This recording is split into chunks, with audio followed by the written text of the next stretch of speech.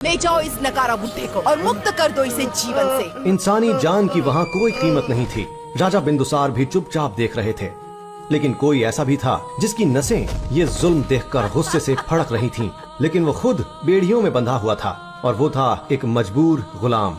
तू बड़ा फड़फड़ा रहा है। मेहरबान कदरदान, लीजिए हाजिर है अगला गुलाम सुंदर नगर से। देखिए इसे, मजबूत, ताकतवर, शुरुआती बोली 50 स्वर्ण मुद्राएं। एक वही था जिसकी आंखों में दया भी थी और गुस्सा भी। ये बाकियों से अलग था। फटे पुराने कपड़े, कमजोर सा शरीर, भारी जंजीरों में जकड़ा हुआ, सिर झुका हुआ, चेहरा धूल और गंदगी से ढका हुआ। लेकिन फिर भी उसके चलने में एक अजीब सा तेज था, एक गर्मी थी जो छुपाई नहीं छुप रही थी। ये तो बहुत कमजोर है, इस पर कोई बोली नहीं लगाऊंगी इसे तो। लेकिन तभी एक गरजती हुई आवाज गूंजी, 10,000 स्वर्ण मुद्राएं, मैं इसे खरीदता हूँ। पूरी भीड़ चौंक गई। सबने पीछे मुड़कर देखा। खुद राजा बिंदुसार, सप्त सिंधु के राजा, एक कमजोर से गुलाम को 10,000 स्वर्ण मुद्राओं में खरीद रहे थे, जिसकी कीमत मात्र 50 सोने के सिक्के थी। महाराज बिंदुसार, आप इस सड़क छाप गुलाम को 10,000 स्वर्ण। लेकिन राजा बिंदुसार ने और बोली लगा दी, 20,000 स्वर्ण मुद्राएं, अंतिम बोली, ये गुलाम मेरा है। इसके बाद सन्नाटा छा गया और गुलाम बिक गया। राजा बिंदुसार उसके पास गए और गुलाम ने धीरे से सिर उठाया और पहली बार उसका चेहरा दिखा। आंखों में गहरा दर्द, लेकिन चेहरे पर एक अजीब सा नूर। राजा बिंदुसार ने उसके कंधे पर हाथ रखा और फिर एक ऐसी बात कही जिसकी कल्पना भी कोई नहीं कर सकता था, तुम मेरे दामाद बनोगे। वो गुलाम चौंक गया। पूरी भीड़ में सन्नाटा पसर गया। क्या कहा राजा बिंदुसार ने? एक गुलाम? उनका दामाद? आखिर क्या देखा राजा बिंदुसार ने उस गुलाम में? कौन है वो गुलाम और क्यों चाहते हैं राजा बिंदुसार अपनी बेटी मणिकर्णिका की शादी एक गुलाम से करवाना? राजकुमारी, राजा बिंदुसार ने आपके लिए एक वर चुन लिया है। मणिकर्णिका की आंखों में चमक आ गई। उन्हें लगा आखिरकार उनके पिता ने किसी राजकुमार को हाँ कर दी है। उन्होंने खुशी से पूछा, सच्ची? कौन है वो राजकुमार? लेकिन दासी ने जो कहा वो सुनकर मणिकर्णिका की खुशी धुएं में बदल गई, मानो उसकी पूरी दुनिया ही हिल गई हो। राजकुमारी, वो कोई राजकुमार नहीं है, वो एक गुलाम है। ये सुनते ही मणिकर्णिका ने हाथ में पकड़ा शीशा गुस्से से तोड़ दिया। उसका चेहरा लाल हो गया। गुस्सा, अपमान, सब एक साथ। वो तेज कदमों से आंखों में आग लिए राजा बिंदुसार के पास गई और बोली, ये क्या मजाक है पिताजी? एक गुलाम? आप मेरी शादी एक गुलाम से करवाना चाहते हैं? मेरे लिए राजकुमारों की लाइन लगी हुई है और आप मेरा रिश्ता एक गुलाम से करवा रहे हो? कौन बाप अपनी बेटी के साथ ऐसा करता है? मेरा फैसला अंतिम है मणिकर्णिका, तुम्हारी शादी उसी गुलाम से होगी। नहीं, मैं नहीं करूंगी, बिल्कुल नहीं। मैं किसी गुलाम से शादी कभी नहीं करूंगी। राजा बिंदुसार ने गुस्से में आकर अपना फैसला सुनाया। अगर तुम शादी से मना करती हो तो मैं तुम्हें अपनी सारी जायदाद से बेदखल कर दूंगा। तुम्हें एक फूटी कौड़ी भी नहीं मिलेगी। मणिकर्णिका की सांस अटक गई। उसकी मुट्ठियां भिज गई, आंखों में आंसू आ गए। उसे फिर उस गुलाम से शादी करने के लिए मानना ही पड़ा। मैं मान तो जाऊंगी पिताजी, लेकिन इसके लिए मैं आपको कभी माफ नहीं करूंगी। मणिकर्णिका की योजना साफ थी, गुलाम से शादी करो, पिता की दौलत लेकर उस गुलाम को रास्ते से हटा दो। और कुछ दिन बाद मणिकर्णिका आभूषण खरीदने बाजार गई। उसके साथ था वो गुलाम नील, यानी कि उसका होने वाला पति। लेकिन मणिकर्णिका उसे पति नहीं, बस एक नौकर समझती थी। बाजार पहुंचने से पहले मणिकर्णिका ने नील को उसकी औकात दिखाते हुए कहा, तुम बाहर ही रहना, अंदर मेरी सहेलियां होंगी, उनके सामने आने की हिम्मत भी मत करना। सिर्फ पिताजी की वजह से तुम्हें साथ रखती हूँ। अभी तो शादी तय हुई है, अभी से अपने आप को मेरा पति मत समझना। हाँ। फिर मणिकर्णिका गुस्से से अंदर चली गई। थोड़ी देर बाद नील ने देखा मणिकर्णिका अपनी पैसों की थैली बग्घी में ही भूल गई थी। नील ने सोचा चलकर दे दूं। वो अंदर गया। उसे देखते ही एक सहेली ने रुककर पूछा, ये कौन है मणिकर्णिका? तुम्हारा नौकर? मणिकर्णिका ने घूम कर देखा। नील को वहाँ देखकर उसकी आंखों में गुस्सा फूट पड़ा। लेकिन इससे पहले कि वो कुछ बोलती, नील ने आगे बढ़कर सीधा साफ आवाज में कहा, नहीं, मैं मणिकर्णिका का होने वाला पति हूँ। पूरी दुकान में सन्नाटा छा गया और फिर सभी सहेलियां हंसने लगीं जोर जोर से। ये तुम्हारा होने वाला पति? मणिकर्णिका, तुम्हारे लिए तो राजकुमारों की लाइन लगी है। ये कौन है? मणिकर्णिका का चेहरा लज्जा और गुस्से से लाल हो गया। सबके सामने उसे अपमानित महसूस हो रहा था। उसने तेज कदमों से नील की ओर बढ़कर गुस्से से चीखते हुए कहा, तुम्हारी हिम्मत कैसे हुई अंदर आने की? मैंने कहा था बाहर रहने को। निकलो यहाँ से अभी। नील ने थैली आगे बढ़ाई। धीमी आवाज में बिना किसी गुस्से के उसने कहा, ये तुम्हारी पैसों की थैली तुम बग्गी में भूल गई थी। मुझे नहीं चाहिए कुछ भी, निकलो यहाँ से। नील चुपचाप बाहर आ गया। अंदर मणिकर्णिका की सहेलियां अब भी हंस रही थीं। तभी एक सहेली शुभांगी मणिकर्णिका के पास आई और उसने कहा, सुनो मणिकर्णिका, 2 दिन बाद शाही जश्न है ना मृत्युंजय महल में। वहाँ सुंदर नगर के राजकुमार राजदत्त भी आ रहे हैं। तो तुम उनकी मदद से इस गुलाम को रास्ते से हटा सकती हो। राजदत्त वैसे भी तुमसे शादी करना चाहते हैं। मैं उनसे बात करूंगी, तुम बस इस नील को वहाँ ले आना।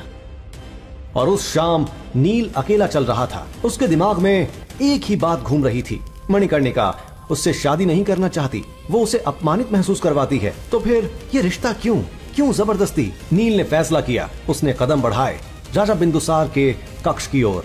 राजा बिंदुसार अपने कक्ष में बैठे थे। नील ने प्रवेश किया, राजा को प्रणाम किया और फिर उसने कहा, महाराज, मैं मणिकर्णिका से शादी नहीं कर सकता। उन्हें मुझसे शादी नहीं करनी। कृपया उनकी जबरदस्ती मुझसे शादी ना करवाएं। राजा बिंदुसार ने नील को देखा और फिर कहा, तुम क्या चीज हो नील? ना वो मणिकर्णिका जानती है और ना ही तुम, या जानबूझकर अपनी सच्चाई छिपा रहे हो। तुम ज्यादा परेशान मत हो, शादी तो मणिकर्णिका को तुमसे ही करनी पड़ेगी। आखिर ऐसा क्या जानते थे बिंदुसार नील के बारे में जो खुद नील भी नहीं जानता था। और 2 दिन बाद आ गया शाही जश्न का दिन। नील सुनो, मुझे आज एक जश्न में शामिल होना है। तुम भी मेरे साथ चल रहे हो। अपने कपड़े ठीक कर लो, हमें थोड़ी देर में निकलना है। मणिकर्णिका की ये बात सुनकर नील के चेहरे पर मुस्कान आ गई। उसे लगा कि मणिकर्णिका आखिर उसके रिश्ते को स्वीकार करने की कोशिश कर रही थी। लेकिन जैसे ही मणिकर्णिका ने उसे बताया कि वो जश्न के लिए महामृत्युंजय महल जा रही है, तो ये सुनकर नील के चेहरे की हवाएं उड़ गईं और वो बोल पड़ा, क्या महामृत्युंजय महल? राजकुमारी, मैं वहाँ नहीं जाऊंगा और ना ही आपको जाने दूंगा। नील की ये बात सुनकर मणिकर्णिका का दिमाग खराब हो गया और वो चिल्ला पड़ी, नील, तुम पागल हो गए हो क्या, जो मुझे आदेश देने चले हो? राजकुमारी, मैं आपको आदेश नहीं दे रहा हूँ, बल्कि आपको आगाह कर रहा हूँ। वो महल एक रहस्यमयी श्रापित जगह है और वहाँ जाना तक निषेध था। जिसने भी इतने सालों के बाद उस जगह पर जश्न रखा है, उसको इसका प्रकोप झेलना पड़ सकता है। मेरा निवेदन है कि आप वहाँ ना जाएं। हमारी शादी अभी हुई नहीं है और अभी से मुझे काबू करने की कोशिश कर रहे हो। और तुम जैसे गुलाम को वहाँ के बारे में इतना सब कुछ कैसे पता? मेरे सामने मनगढ़ंत कहानियाँ बना रहे हो। चलो हट जाओ सामने से, मैं तो अब वहाँ जाकर ही रहूंगी। राजकुमारी, मेरी बात क्यों नहीं समझती आप? ठीक है, अगर आपकी यही इच्छा है तो चलिए, लेकिन एक बात अच्छे से समझ लीजिए, वहाँ हर पल मेरे साथ ही रहिएगा। मणिकर्णिका नील की ये बात सुनकर मन ही मन बोली, पास रहूं और इसके मेरी बला से। बहुत होशियार बन रहा है, इसकी होशियारी वहाँ जाकर निकालती हूँ। राजदत्त के साथ मिलके आज इसका खेलना खत्म कर दिया तो मेरा नाम भी मणिकर्णिका नहीं। थोड़ी ही देर बाद नील और मणिकर्णिका उस जश्न के लिए निकल गए और जब उनकी बग्घी एक विशाल दरवाजे के पास आकर रुकी तो मणिकर्णिका की आंखें चमक उठीं, क्योंकि सामने था डरावनी खूबसूरती से परिपूर्ण महामृत्युंजय महल। जैसा कि नील ने बताया था, ये सच में बहुत रहस्यमयी और असाधारण दिख रहा था। 1000 कमरों वाला, जिसकी दीवारें रात में चमकती थीं, जिसके फंवारे सोने और चांदी के थे, जिसके बगीचे में दुर्लभ फूल खिलते थे और जो सिर्फ चांदनी रात में खिलते थे। बड़े बड़े राजा महाराजा, अमीर व्यापारी सब आज यहाँ उपस्थित थे, लेकिन किसी को नहीं पता था कि आज की रात बहुत काली होने वाली है। वहीं एक ओर जहाँ मणिकर्णिका महामृत्युंजय महल की खूबसूरती निहार रही थी, वहीं उसके पीछे खड़ा नील उसे निहार रहा था। खूबसूरत रेशमी कपड़ों में गहनों से सजी हुई, चेहरे पर चांद सी चमक थी कि तभी महल के अंदर घुसने के लिए वो आगे बढ़ी। द्वार पर खड़े विशाल सैनिकों के झुंड ने जब उसे देखा तो तुरंत रास्ता दे दिया और सम्मान से झुक गए। मणिकर्णिका बिना नील के अंदर चली गई, लेकिन जैसे ही नील अंदर जाने लगा, एक सैनिक ने हाथ आगे करके उसे रोका। रुक, तू कहाँ जा रहा है? नील ने सैनिक को देखा और शांत आवाज में बोला, मैं राजकुमारी मणिकर्णिका के साथ आया हूँ। देखो इसे, राजकुमारी के साथ।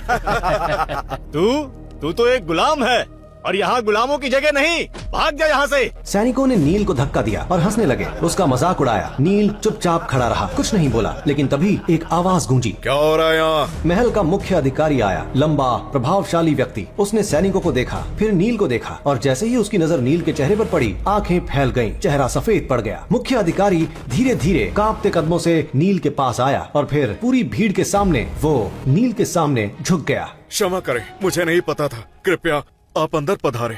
सैनिक हैरान रह गए, भीड़ में खड़े लोग फुसफुसाने लगे। नील खुद हैरान था, उसे समझ नहीं आया कि क्या हुआ, लेकिन मुख्य अधिकारी उसे सम्मान के साथ अंदर ले गया। नील अंदर गया और जो दृश्य देखा वो भव्य था। विशाल हॉल, सोने के झूमर, संगीत, नृत्य और बीच में मणिकर्णिका एक युवा राजकुमार के साथ बातें कर रही थी। वो राजकुमार था राजदत्त, सुंदर नगर का राजकुमार, लंबा, सुंदर, शक्तिशाली, लेकिन उसकी आंखों में घमंड था, अहंकार था। राजदत्त ने नील को अंदर आते देखा। उसकी आंखों में चमक आ गई, एक क्रूर मुस्कान चेहरे पर फैल गई।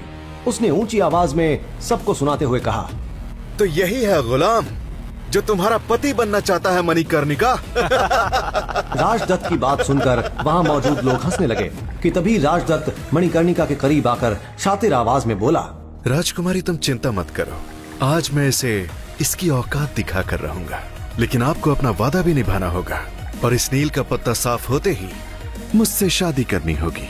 राजदत्त की बात का मणिकर्णिका ने कोई जवाब नहीं दिया। वहीं इन दोनों की गलत नियत से अनजान जब नील मणिकर्णिका के पास गया तो राजदत्त ने उसे धक्का दे दिया।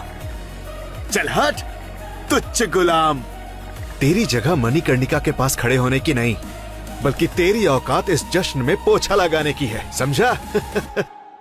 इतना बोलकर राजदत्त ने शरबत का गिलास उठाया और उसमें से जमीन पर शरबत गिरा दिया और नील को साफ करने के लिए इशारा किया।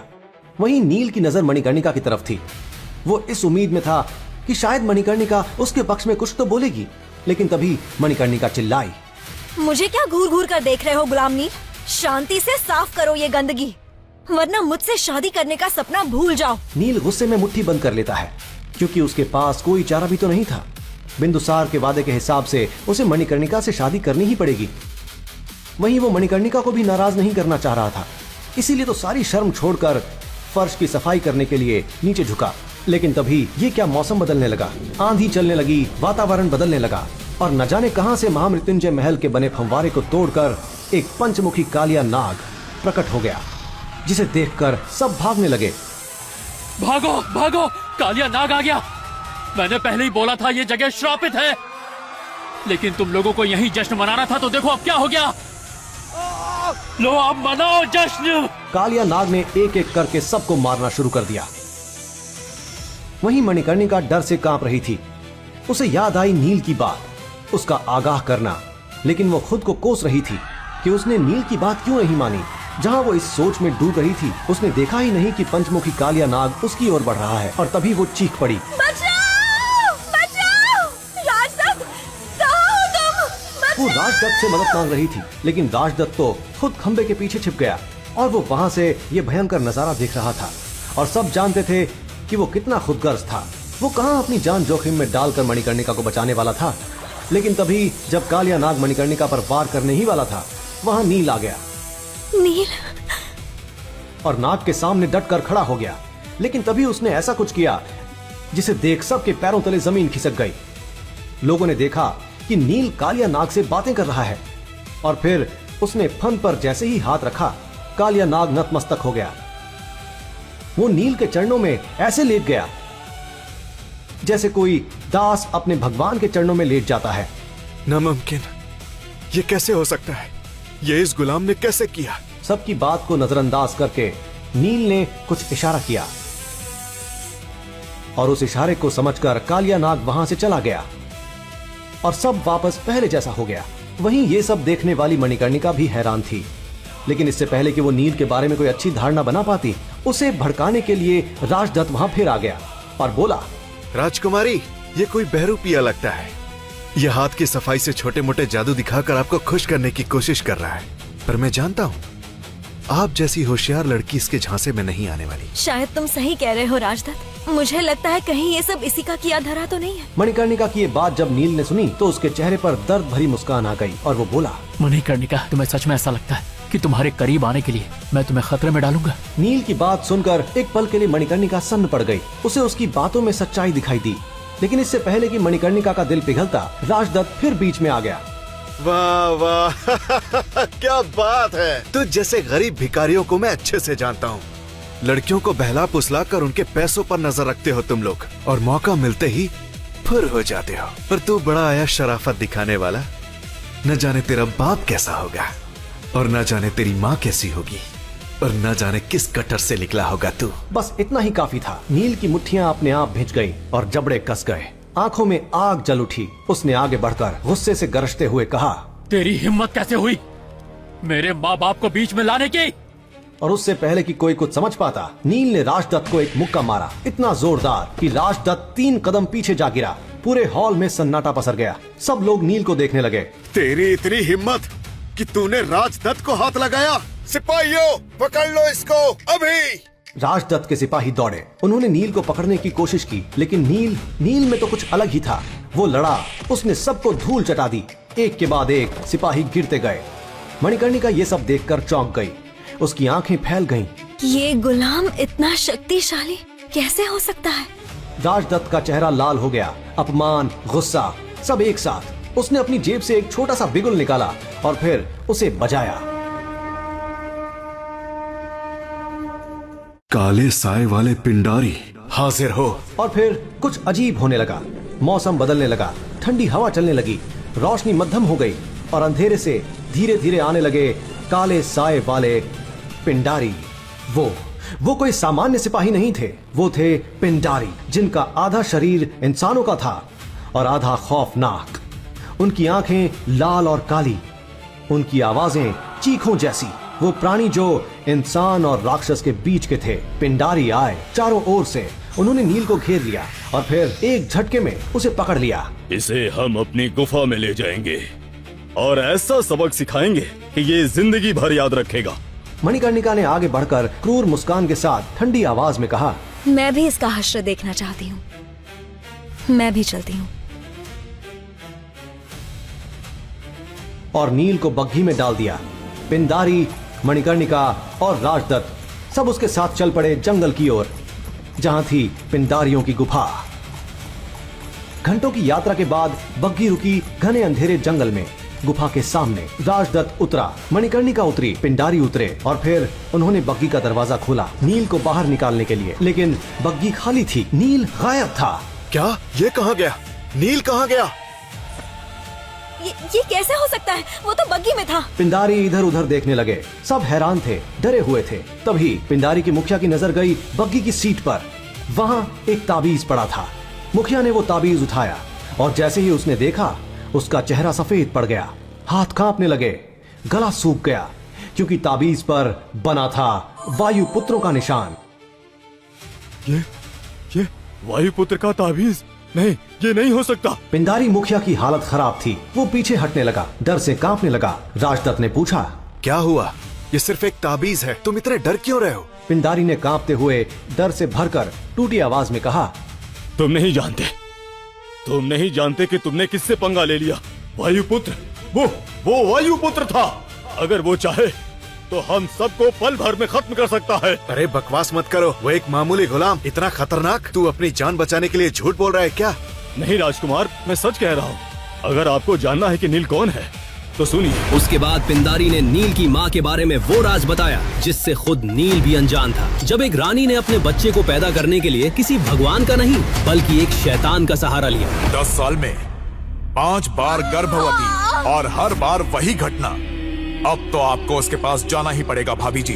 आपका दिमाग ठिकाने पर तो है जो आप मुझे शैतान के आगे झोली फैलाने को बोल रहे हैं। ये कहानी है सुंदर नगर राज्य की। करीब 1200 साल पहले सप्त सिंधु के उत्तरी क्षेत्र पर सुंदर नगर का ही शासन था। सुख, समृद्धि और ऐश्वर्य से भरपूर सुंदर नगर पर सबकी नजर थी। लेकिन वक्त बदलते देर नहीं लगती। नियति के चक्र से न आम इंसान बच पाता है, न राजा और न ही कोई राज्य। अचानक राक्षसों की एक बड़ी फौज ने सुंदर नगर पर हमला कर दिया। वो लड़ाई इतनी भयानक थी कि पूरी धरती लाशों से ढक गई। राक्षसों ने सभी ताकतवर योद्धाओं को बेरहमी से मार डाला। कई प्रतिभाशाली युवाओं को तो वो जिंदा ही निकल गए। वो दृश्य इतना भयानक था कि उसके बारे में सोचकर ही किसी की भी रूह कांप जाए। अपनी तबाही का मंजर देखते हुए सुंदर नगर की उम्मीद तब जगी जब न जाने कहां से एक दिव्यात्मा प्रकट हुए। वो थे ऋषि भृगु। उन्होंने सभी राक्षसों को अपनी पवित्र श्वेत अग्नि से जलाकर भस्म कर दिया और सुंदर नगर को तबाह होने से बचा लिया। उसके बाद भृगु ऋषि ने राज परिवार के वर्तमान राजा को 2 दिव्य औषधीय गोलियां और जीवन के सूत्र नामक एक पुस्तक देते हुए कहा, हे राजन, इस पुस्तक में दिव्य शक्तियों के सूत्र हैं। इस पुस्तक की रहस्यमयी दिव्य शक्तियों को जागृत करने वाला व्यक्ति संपूर्ण मानव जाति का कल्याण करेगा। उनके द्वारा कहे गए ये शब्द बादलों में होती गर्जना की तरह पूरे क्षेत्र में गूंज उठे। तब से लेकर अब तक पीढ़ी दर पीढ़ी कई लोगों ने उस पुस्तक को पढ़ा, लेकिन कोई भी उसमें लिखे किसी भी तरह के दिव्य सूत्र को खोजने में सफल नहीं हुआ। फिर कई सालों बाद वायुपुत्र के परिवार के वंशज वीरेंद्र वायुपुत्र ने महाराज बनकर सुंदर नगर की बागडोर संभाली और अपनी निष्ठा और ईमानदारी के साथ उसे उत्थान की ओर ले चले। परंतु उनके धूर्त भाइयों को महाराज वीरेंद्र वायुपुत्र की तरक्की रास नहीं आ रही थी। महाराज वीरेंद्र के पराक्रम के सामने उनके सौतेले भाई यजुवेंद्र और नागेंद्र दोनों फीके पड़ जाते थे। महाराज अपनी प्रजा का खूब ख्याल रखते थे और प्रजा भी उन्हें बेहद पसंद करती थी। महाराज सुंदर नगर की प्रतिष्ठा को वापस ऊंचाइयों पर ले जाने की हर मुमकिन कोशिश कर रहे थे। यहाँ तक कि पास के शक्तिशाली श्यामल साम्राज्य के सम्राट बिंदुसार भी महाराज वीरेंद्र से रिश्ता गहरा करने के लिए राजी हो गए थे, जिसके चलते उन्होंने अपने परिवार की किसी एक बेटी की शादी सुंदर नगर के युवराज से करने का वचन दिया था। लेकिन साथ ही महाराज वीरेंद्र के खिलाफ पनप रहा था एक षड्यंत्र। लालच और ईर्ष्या की आग में जलते दोनों भाई नागेंद्र और यजुवेंद्र कई सालों से महाराज के खिलाफ एक चाल चल रहे थे और आखिरकार वो दोनों महाराज वीरेंद्र को मार डालने का षड्यंत्र रचने लगे। महाराज वीरेंद्र का बेटा युवराज नील वायुपुत्र बहुत ही प्रतापी बच्चा था और उसके पैदा होने पर संत महात्मा द्वारा ये कहा गया था कि ये लड़का एक दिन पूरे राज्य का उद्धारक बनेगा। हमारे शरीर में 7 सबसे महत्वपूर्ण चक्र होते हैं।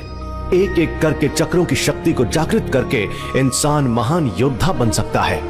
मात्र 13 वर्ष की आयु में नील वायुपुत्र अपने पहले और सबसे मुश्किल चक्र यानी मूलाधार चक्र के शिखर पर पहुंच गया था। सुंदर नगर में भी उत्सव का माहौल था। राजमहल में युवराज नील भागते हुए बड़े से कमरे का दरवाजा खोलकर अंदर आता है। तभी उसे कक्ष के कोने में एक बड़ी सी कुर्सी दिखाई दी जिस पर कोई बैठा था, लेकिन उसकी तरफ पीठ होने के कारण वो कुर्सी पर बैठे व्यक्ति का चेहरा नहीं देख पा रहा था।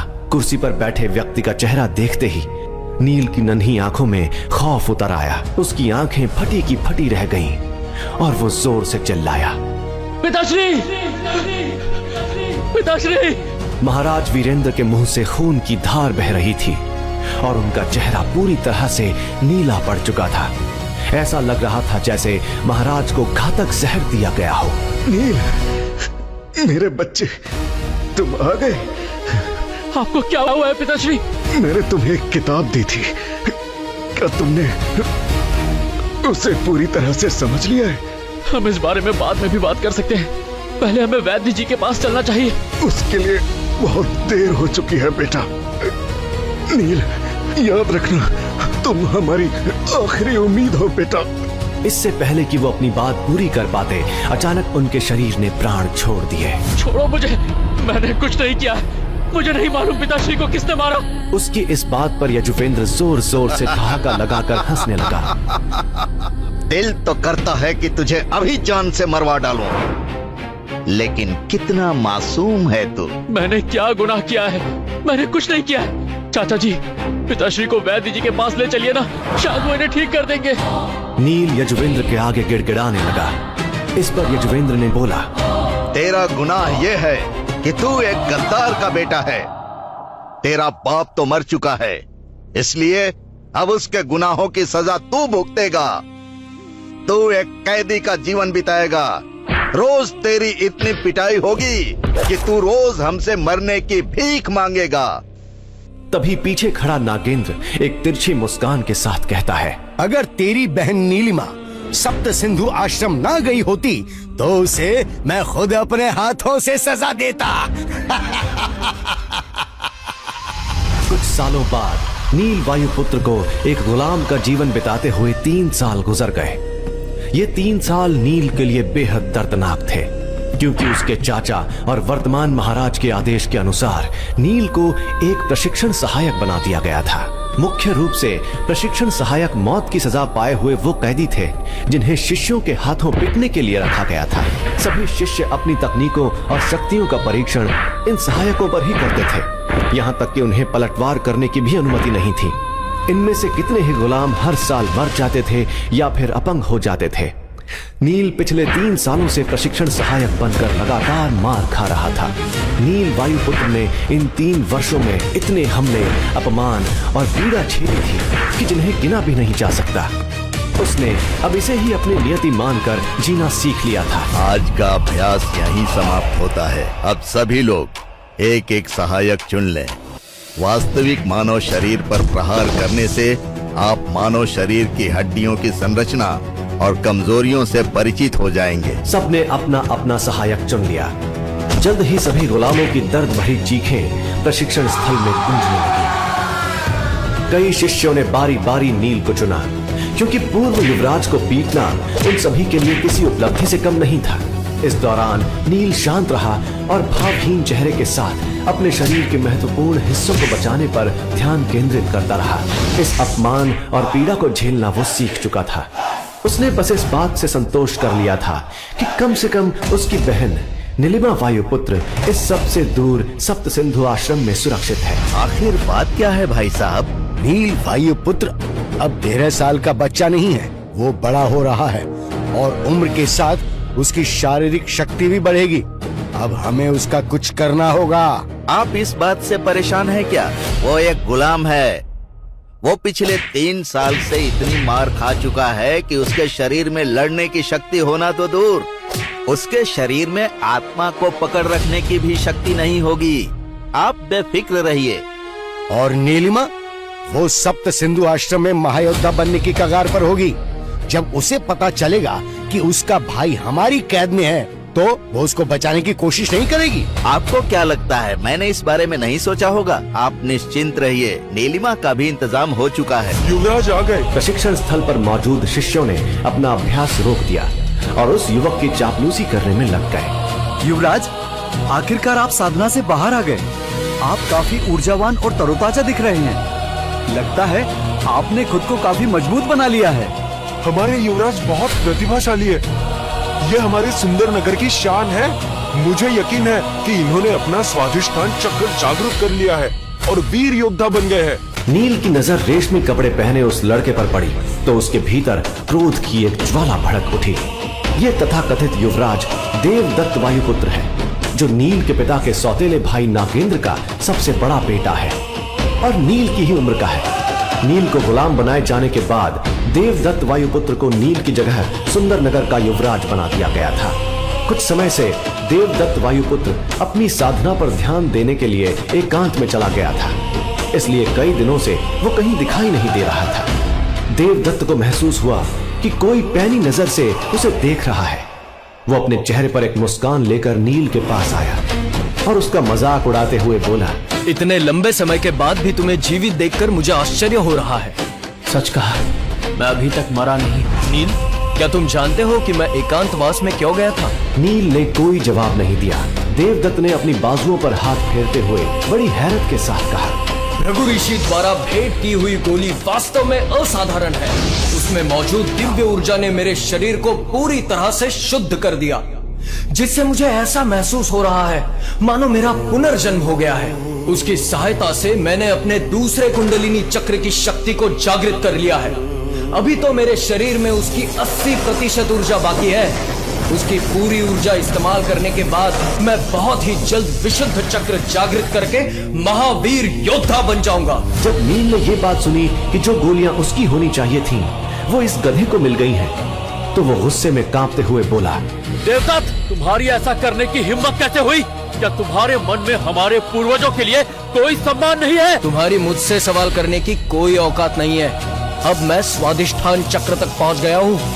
अब मैं किसी बलिष्ठ सांड को भी हरा सकता हूँ। तुम तो बस एक कमजोर गुलाम हो। अगर मैं चाहूँ तो तुम्हें आसानी से कुचल सकता हूँ। हाँ, और एक बात, मैंने सुना है कि मेरी प्रतिभाशाली चचेरी बहन को सप्त सिंधु आश्रम में परेशानी हो रही है। उसे काली पहाड़ी पर कैद कर लिया गया। नीलिमा को कैद कर दिया गया है? ये सोचकर ही नील का दिल दहल गया। नीलिमा वायुपुत्र सुंदर नगर की एकमात्र उम्मीद, यहाँ तक कि वो नील से भी अधिक प्रतिभाशाली थी। जब वो सिर्फ 12 साल की थी, तब उसकी अविश्वसनीय प्रतिभा को देखते हुए उसे सप्त सिंधु आश्रम में एक आंतरिक शिष्य के रूप में स्वीकार किया गया था। सुंदर नगर की इस काल कोठरी में और नहीं रुक सकता। और समस्या ये है कि मैंने अभी तक केवल मूलाधार चक्र ही जागृत किया है। इतनी सी शक्ति के साथ सप्त सिंधु आश्रम को तो भूल ही जाओ, मैं तो इस सुंदर नगर से बाहर भी नहीं जा सकता। मैं कमजोर हूँ, मैं अभी भी बहुत कमजोर हूँ। इस बड़ी पुरानी किताब में दिव्य सूत्रों का एक पूरा गुच्छा है, लेकिन ये मेरे लिए किसी काम की नहीं है। इसे पढ़ने से मुझे क्या फायदा है? जब से नील को अपनी बहन के बारे में देवदत्त से पता चला है, उसके सभी घाव मानो वापस हरे हो गए और उसकी यहाँ से निकलने की इच्छा एक बार फिर से तीव्र हो गई थी। उसने नाराजगी से किताब उठाई और उसे बीच से फाड़कर जला दिया।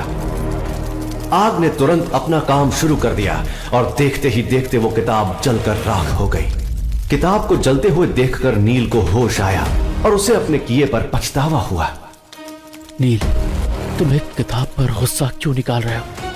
इस पुस्तक ने भला क्या गलत किया है? समस्या तुम्हारी खुद की कमजोरी है।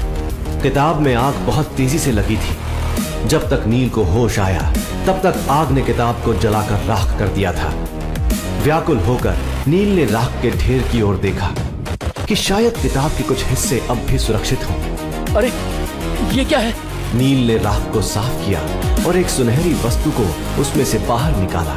उसने जो पाया वो एक तरह के स्वर्ण पत्र के जैसा था। जब मैंने इस पुस्तक को पढ़ा था तो मैंने इस स्वर्ण पत्र पर ध्यान ही नहीं दिया था। जरूर इसे किताब के अंदर छुपाया गया होगा, लेकिन आखिर कोई इसे किताब के अंदर क्यों छुपाएगा? स्वर्ण पत्र पर बारीकी से कुछ अजीब से चिन्ह बनाए गए थे। जैसे ही नील ने उन चिन्हों पर अपना हाथ फेरा, स्वर्ण पत्र हजारों छोटे टुकड़ों में बिखर गया। फिर अचानक स्वर्ण पत्र के छोटे छोटे टुकड़े नील की त्वचा से चिपकने लगे। धीरे धीरे वो उसके चेहरे, आंखों, गर्दन, बाहों से होते हुए पैरों तक पूरे शरीर में फैल गए। कुछ ही देर में नील के शरीर का हर हिस्सा स्वर्ण पत्र के छोटे छोटे टुकड़ों से भरा हुआ था। जब स्वर्ण पत्र का आखिरी टुकड़ा भी नील के मस्तिष्क में चला गया तो उसके शरीर पर चिपके छोटे छोटे कण धीरे धीरे गायब हो गए। वो उसके शरीर के अंदर समा चुके थे। भृगु ऋषि द्वारा वरदान के रूप में दी गई जीवन के सूत्र नामक किताब को जब नील ने गुस्से में जला दिया तो उसकी राख में छिपे स्वर्ण पत्र के टुकड़े नील के शरीर से जुड़ गए और उसका शरीर बहुत तेज असहनीय गर्मी महसूस करने लगा। उस तीव्र पीड़ा में भी नील इस प्रक्रिया को समझने की कोशिश कर रहा था। उसके मन में एक अविश्वसनीय परिवर्तन हो रहा था। अचानक उसके मन में एक विशाल हांडी प्रकट हुई,